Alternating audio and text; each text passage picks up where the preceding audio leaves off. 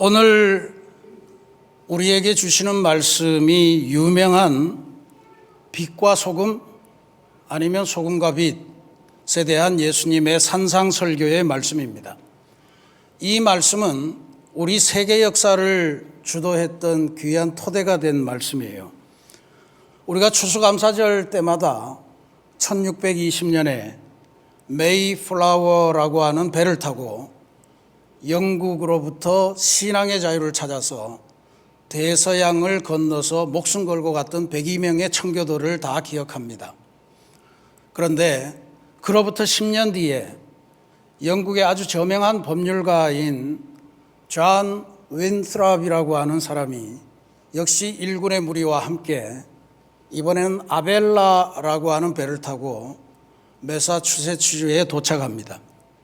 근데 이분이 그때 대서양을 건너는 거는 굉장히 힘든 일이었던 것 같아요. 아마 중간에 배가 파손해서 다 사라지기도 하고, 그래서 배 안에서 이런 설교를 하는데 그게 굉장히 귀중한 세계사적인 비전이 되었습니다.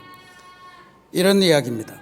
만약 하나님께서 우리의 대서양 횡단을 허락하신다면 우리들은 세계를 개조하기 위한 위대한 과업을 하나님으로부터 위탁받았음을 증명하는 것이며, 그러니까 우리가 항해에 성공하면 하나님께서 우리에게 주신 과업, 세계를 개조하는 일이다. 그 다음에 우리는 이 과업에 평생 동안 헌신해야 될 것을 기억해야 됩니다. 그리고 우리는 온 세상의 눈이 우리를 지켜보고 있다는 것을 기억하며 언덕 위의 도시, City upon the hill 이라고 하는 이 언덕 위의 도시가 되어서 하나님의 영광을 세상에 비추어야 합니다.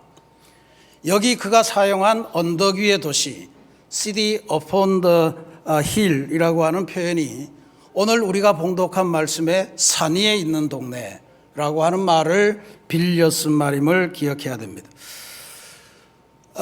윈스롭의 이 언덕 위의 도시라고 하는 것은 이후에 미국의 국가 건설의 가장 기초가 되는 이념이 되었습니다. 가치관이 되었어요.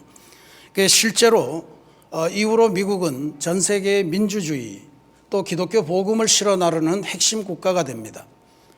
또 미국의 역대 대통령, 우리가 지금 이름만 해도 당과 상관없이 로널드 레이건, 그 다음에 버락 오바마, 이 대통령들이 각각 당이 다르죠. 근데 이 사람들이 대통령 취임 선서를 하고 취임 연설을 할 때 한결같이 언덕 위에 세워진 도시라고 하는 미국의 건국 이념, 이것을 강조했던 것을 우리가 기억합니다.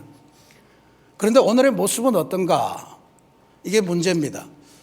최근에 금값이 아주 정말 천정부지, 천정을 알 수 없을 정도로 그렇게 뛰어 올랐는데 그 원인이 뭔가? 경제학들이 분석해 놓은 걸 보면 여러 가지 복잡한 전쟁 다 이야기하지만 그 중에 아주 중요한 원인 하나가 미국의 달러가 신용도를 잃어가고 있다. 달러의 신용도가 하락하고 있기 때문에 달러를 팔고 금을 사모으기 시작하고 있고, 그게 개인뿐만 아니고 국가도 그렇게 하고 있다는 것이 원인으로 지적되고 있습니다. 이건 바로 미국이라고 하는 나라가 비추는 빛이 예전 같지 않다는 이야기예요. 그러니까 여전히 빛을 비추는 강력한 힘은 갖고 있는데 그 빛이 온전하지 못하다라고 하는 것을 증언하는 그런 내용입니다. 왜 이렇게 됐겠냐?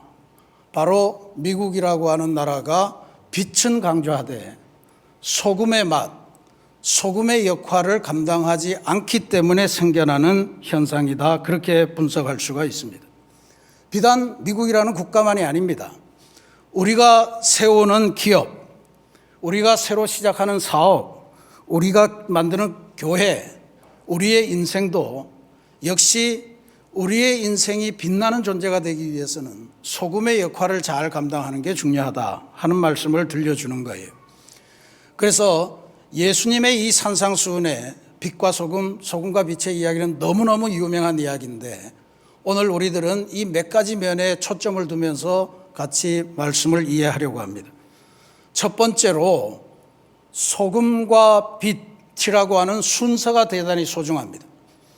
오늘 우리 호산나 찬양대의 찬송을 보면 제목은 빛과 소금이고 찬송 가사 안에는 소금과 빛 이렇게 있어서 빛과 소금, 소금과 빛, 그게 그건가 보다 이렇게 생각하기가 쉬운데 예수님께서 말씀하시는 이 순서, 이거에 주목해야 된다라고 주장하는 성경학자들이 의외로 많습니다. 지금 여기에 보면 13절에 너희는 세상의 소금이니 하고 쭉 나오고 그 다음에 14절에 너희는 세상의 빛이라 그렇게 나옵니다.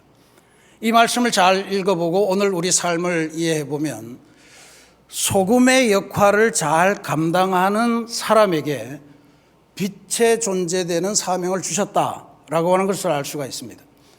소금의 사명을 잘 감당하지 못하면, 즉 맛을 잃어버린다든지 엉뚱한 곳으로 쓰인다든지 하면 빛도 온전한 빛이 아니고 잘못된 빛이 비춰질 수 있다라고 하는 것을 오늘 우리 주변에 여러 가지 삶을 통해서 확인할 수 있습니다.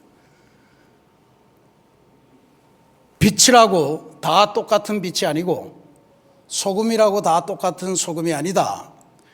여기 있는 우리 어린이 청소년들 꿈을 정하실 때 나는 판사가 돼야지, 나는 의사가 돼야지, 나는 기업가가 돼야지, 난 정치가가 돼야지, 그런 거는 큰 의미가 없습니다. 나는 복음대로 따라 사는 판사가 돼야지, 나는 복음대로 따라 사는 의사가 돼야지, 나는 복음대로 따라 사는 정치가가 돼야지, 복음, 하나님의 사람이 되는 그러한 리더가 되어간다는 구체적인 꿈을 꾸시는 역사가 있어야 됩니다. 그게 오늘 말씀이 주는 교훈이에요. 자, 주님께서는 먼저 우리를 소금이라고 부르셨습니다. 소금은 지금도 소중합니다만 고대에는 소금 때문에 서로 전쟁하고 소금 때문에 아주 거친 싸움을 싸웠습니다. 한때 세계에는 월급이라고 하는 것을 소금으로 지불할 때도 많았다는 거죠. 그래서 솔트가 변해서 샐러리가 되는 겁니다. 소금으로 지급한 그 양이 바로 월급이 됐던 그런 시절의 관행을 우리가 지금도 기억하는 그런 내용입니다. 소금은 어떻게 해야 됩니까? 소금의 가장 기본적인 거는 소금은 병 속에 모아두더라도 그건 뿌려지기 위해서 있는 거예요. 그래서 소금이라고 하는 건 근본적으로 작용을 보면 자기를 녹여서 주변에 맛을 내거나 자기를 녹여서 주변을 상하지 않게 만드는 그런 역할을 합니다.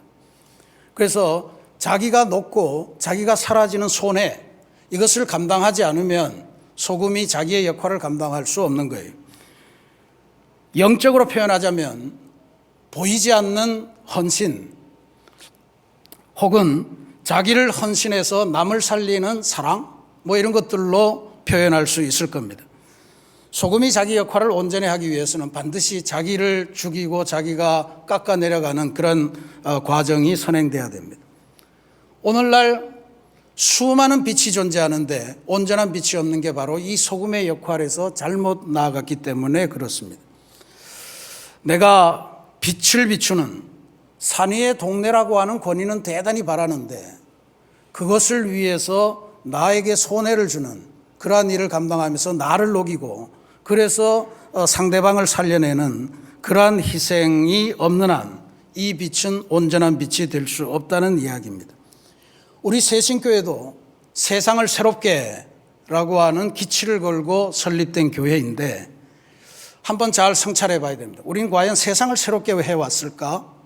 그리고 어떻게 새롭게 할 수 있을까? 우리는 진짜 소금 같은 역할을 감당했나?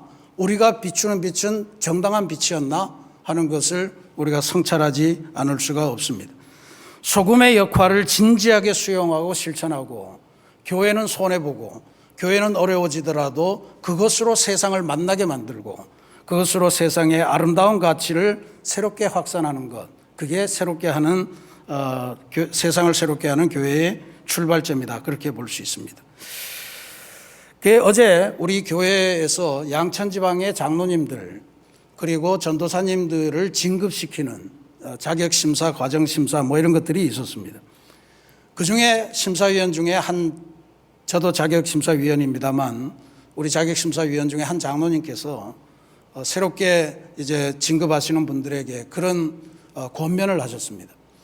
요새 카톡이나 인스타그램 같은 거를 통해서 서로의 삶을 다 들여다볼 수 있지 않습니까? 그럴 때 그 안에 내가 그리스도인이다, 내가 어느 교회 교인이다, 내가 어느 교회 장로다, 권사다라고 하는 것을 당당히 밝히는 그러한 삶이 되면 좋겠다라고 하는 권면을 했는데, 오늘날 정말로 필요한 것이다 그렇게 봅니다. 오늘날 세계는 신앙은 노원차 가죠. 너의 정체성을 절대로 바깥으로 내보이지 마. 그러면 사람이 불편해져. 특히 좋은 파티 자리에서 신앙 이야기 하지 마. 뭐 이런 게 이제 정석처럼 돼 있지 않습니까? 미국 같은 나라는 이제 메리 크리스마스, 그리스도의 오심을 축하하고 감사하고 기뻐하는 이런 표현은 못하게 돼 있습니다. 그래서 해피 할러데이즈, 그저 휴일의 하나로 그렇게 취급하면서 즐겁게 놀자라고 하는 것이 온 세계를 평안하게 하는 길이다. 그렇게 가고 있습니다. 그러면 생각해 볼 필요가 있죠.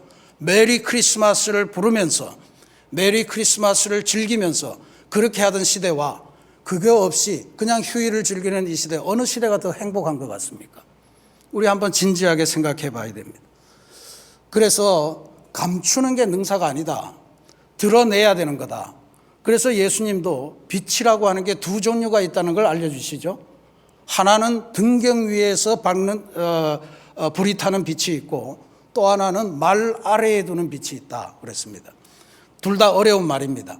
말이라고 하는 거는 곡식을 댈 때 한 말 두 말 하는 이런 바구니 같은 거를 말합니다. 말 아래, 그림을 보면 이런 그림입니다. 바구니가 있어서 저렇게 덮기 직전에 저 바구니 밑에 가 있는 불이 될 거냐. 등경이라고 하는 거는 등잔을 고정시키는 보조물을 말합니다. 저 십자가처럼 된 저 나무가 등경입니다. 그 위에 등잔불이 놓이는 거죠. 저렇게 등경 위에 놓여서 방안을 밝히는 빛이 될 거냐. 이 두 가지 종류의 빛이 있다. 이런 말씀을 주시는 거예요. 아마 주님의 말씀대로 한다면 이 바구니 밑에서 타오르는 불빛, 그것은 우리가 세상의 염려, 내가 혹시 그리스도인인 걸 밝혔다가 나한테 무슨 손해가 오지 않을까, 그래서 감히 밝히지 못하는 빛이라고 해석할 가능성이 많습니다. 그 다음에 등경 위에서 타오르는 빛, 저거는 뭐냐 하면 하나님께서 우리에게 주신 삶의 현장, 아마 우리 어린이 청소년들도 다 갖고 있습니다. 학교도 그렇고 학원도 그렇고 가정도 그렇고 친구들하고 노는 놀이터도 그렇고, 우리 성인들은 기업 아니면 직장 뭐 이런 거 전부 다 등경 위가 되겠죠.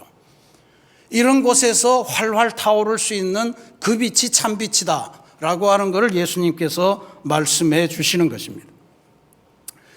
어제 자격심사할 때 또 한 분의 장로님, 역교회 장로님이세요. 그분은 직접 기업체를 운영하시는 분이신데, 그분이 그런 고백을 하시면서 새로 장로님이 되시는 분들에게 권면하셨습니다. 나도 기업을 운영하지만 저는 기업하는데 필수적이라고 사람들이 말하는 골프, 접대 이런 거 전혀 모릅니다. 해본 적도 없고 할 줄도 모릅니다. 나는 다만 회사에 아침 일찍 가면 먼저 기도하고 성경을 읽고 하는 모습들을 직원들이 보게 됩니다. 그리고 뭐 접대하러 내가 어디를 돌아다니는 게 아니고 사무실을 지키고 있으면 선교사들이 자주 왔다 갔다 하시고, 그 다음에 교인들이 와서 자주 이런저런 아주 기쁘게 막 즐거운 소리가 사장실 바깥을 나가서 온 직원들에게 들린다는 거죠. 그러니까 나는 사장으로서 우리 직원들에게 단 한 번도 기독교인이 돼야 정말로 훌륭한 삶을 산다 이런 말을 해본 적도 없고, 그 다음에 우리 교회 총동원 집회 있는데 한 번은 와볼 수 있지만 그런다고 이걸 통해서 압박을 가거나 그런 적도 없었는데 기독교인의 숫자는 점점 늘어갑니다. 희한하게도 접대도 안 하고 골프 모임도 없고 한데 우리 회사의 매출은 해마다 성장하고 있습니다. 직원들이 그걸 보면서 그건 하나님의 능력이라, 하나님의 돌보심이라 그렇게 간증하고 있다라고 하는 것을 들었습니다. 정말 저렇게 해도 사업이 되는 걸까 하면서 직원들이 의심하다가 저렇게 하니까 하나님이 도우시네 하는 걸로 내용이 바뀐다는 거예요. 등경 위에 타오르는 불빛, 그게 중요한 이유다라고 하는 것을 보여줍니다. 사랑하는 우리 새신교회 성도 여러분, 우리는 모두 산 위에 세워진 동네로 부름받았습니다. 누구나가 우리가 살아가는 모습을 보면서 하나님을 판단합니다. 그러면 우리는 다시 한번 생각해야 되죠. 우리들이 사람들에게 어떻게 비칠까? 일반 사람들이 우리를 보면서 하나님께 영광을 돌려야 되겠다 이런 생각을 하게 될까? 아니면 하나님도 별 수 없으신가 보다. 저 사람을 저렇게 못하시네 하는 생각을 갖게 만들까 하는 거는 우리들의 마음에 달려있다. 우리들의 행악에 달려있다라고 하는 사실을 깨달아야 됩니다.